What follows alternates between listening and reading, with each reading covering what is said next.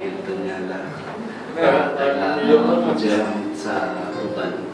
Nagpapasalamat din po ako sa mga bumubuo ng simbahan, lalo po kay Pastor at sa mga angels po niya.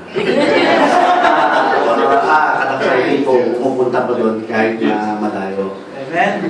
Actually po, matagal ko na rin po gusto na hanapin na yung ganito na mapalapit talaga sa kanya.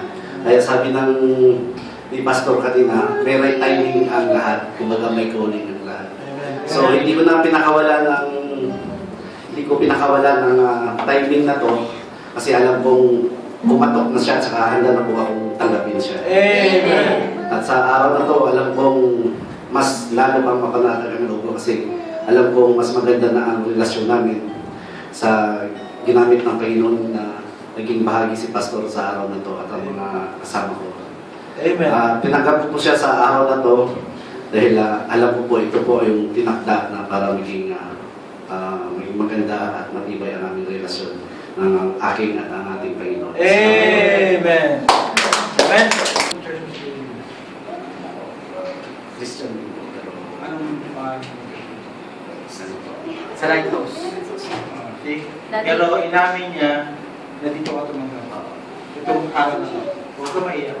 Kasi mas nakakahiya kapag ikaw ay nag-assume na tumanggap ka. Pero di pala talaga. Wala kasing mananagot sa harapan ng Diyos. Ikaw lang yun. Pagdating doon sa harapan sa Panginoon, hindi mo kasama. Hindi mo kasama sa mo. Hindi mo kasama. Ikaw lang, mag-isa ka lang. Kaya wala ka dapat ikahiya sa kanila. Dahil hindi sila magbibigay sa iyo ng kaligtasan. Ang magbibigay sa iyo, Panginoon. Kaya, bibihira yung bata ko na matagal may background sila sa church na church. Pero inamin nila na confused sila sa kanilang salvation. And, mag-work sila yun. Patuloy ka lang. Amen? Amen? So, salamat sa Panginoon.